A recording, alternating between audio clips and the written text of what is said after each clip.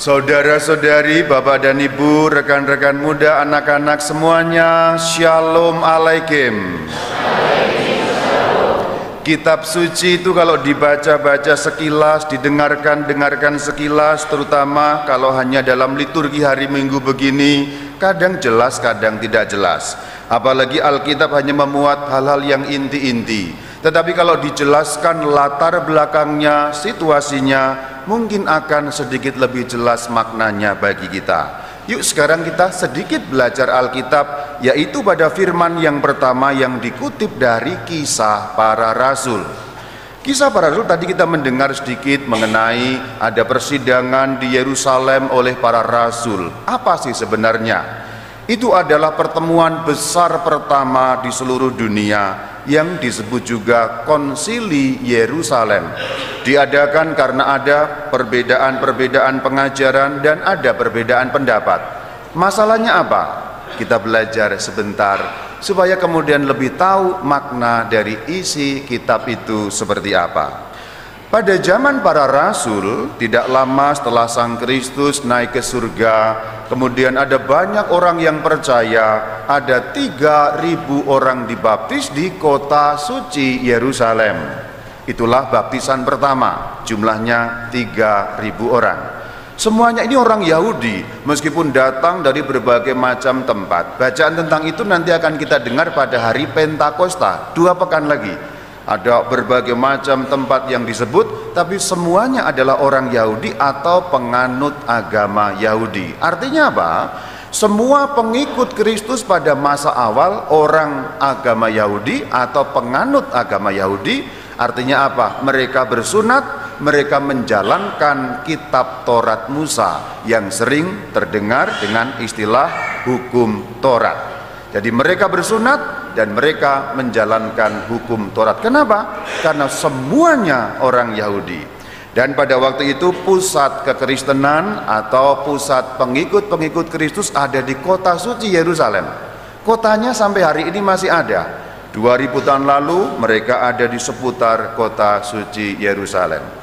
Lalu ada penganiayaan, akhirnya tersebar ke berbagai macam tempat. Akhirnya kemudian tersebar sampai ke satu kota yang namanya kota Antioquia.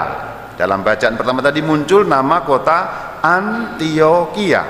Zaman sekarang kotanya masih ada, kota yang baru, yang lama juga masih ada. Zaman sekarang kota itu bernama Antakya, wilayah negara Turki. Kalau Yerusalem, wilayah negara Israel. Jadi pada zaman para rasul ada 2 kota di mana para pengikut Tuhan Yesus itu tinggal. Pertama kota Yerusalem, semuanya orang Yahudi. Yang kedua kota Antakya atau Antioquia, ini bukan hanya orang Yahudi. Sebab kota Antioquia itu jauh di luar wilayah orang Yahudi. Di situ ada berbagai macam bangsa yang menjadi pengikutnya Tuhan Yesus. Tidak hanya orang Yahudi. Ada orang Romawi, ada orang Persia, ada orang Syria, ada orang Yunani, ada orang Venesia, dan berbagai macam bangsa-bangsa lain, bukan hanya orang Yahudi. Karena mereka bukan orang Yahudi, berarti mereka tidak bersunat. Dan yang kedua, mereka tidak melaksanakan hukum Musa. Jadi ada perbedaan. Dua-duanya ini pengikut Kristus yang tinggal di Yerusalem, beriman kepada Tuhan Yesus. Yang tinggal di Antioquia juga beriman kepada Tuhan Yesus. Tetapi ada perbedaan cara kehidupan mereka. Yang di Yerusalem bersunat dan melaksanakan hukum Musa. Kenapa? Karena mereka orang-orang Yahudi. Yang di Antioquia tidak bersunat dan tidak melaksanakan hukum Musa. Kenapa? Karena mereka bukan orang Yahudi. Lalu ada yang menghembus-hembuskan. Beberapa orang tadi dikatakan, beberapa orang datang dari Yudea. Yudea itu maksudnya apa? Wilayah provinsi di tempat Yerusalem itu berasal. Jadi ada orang yang datang ngajari, atau malah dikatakan menghasut orang-orang yang di Antioquia. Kamu harus menjalankan hukum Musa, kamu harus disunat. Kalau tidak disunat, maka kamu tidak akan selamat. Kira-kira ajarannya seperti itu. Itu yang kita dengar di bagian pertama dari bacaan pertama tadi itu. Terjadi pertentangan. Yang paling menentang adalah Rasul Paulus dan Barnabas. Mereka mengatakan, tidak demikian. sunat dan hukum Musa hanya untuk orang Yahudi. Sedangkan orang-orang yang bukan Yahudi, orang-orang Syria, orang-orang Latin, orang-orang Romawi, orang-orang Yunani tidak perlu melaksanakan sunat. Terjadi pertempuran gagasan, pertempuran opini dan pengajaran. Kacau sedikit situasinya pada waktu itu. Orang-orang yang datang dari Yerusalem ini mengajarkan harus sunat. Paulus dan Barnabas mengatakan tidak harus, terjadi kacau. Maka kemudian mereka bersidang di kota Yerusalem, ketemu dengan semua rasul untuk memutuskan perkara ini. Persoalannya, Tuhan Yesus tidak memberi petunjuk langsung pada saat beliau masih hidup dulu.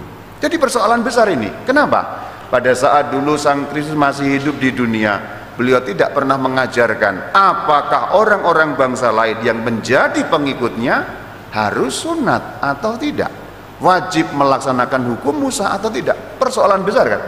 Seandainya Sang Kristus memberikan pengajaran, beres perkara. Masalahnya adalah pada waktu Yesus Kristus hidup, tidak ada petunjuk yang jelas harus sunat atau tidak, menjalankan hukum Musa atau tidak orang-orang yang bukan Yahudi ini. Masalah besar.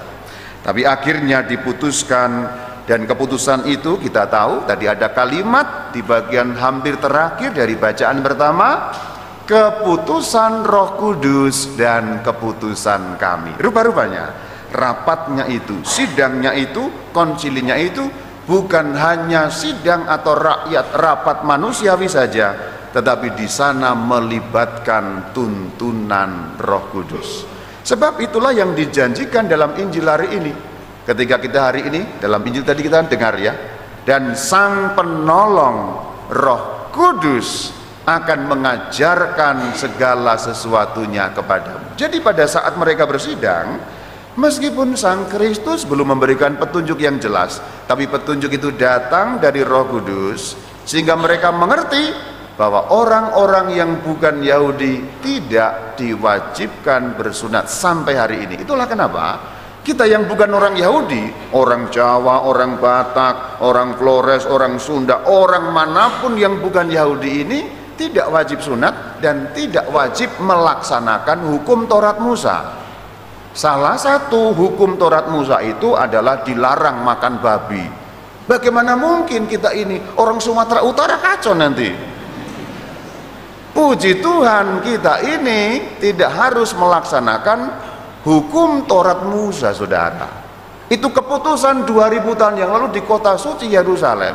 Kalau tidak, orang-orang kita ini kan nggak bisa makan babi loh. Sebab hukum Taurat Musa melarang orang makan babi.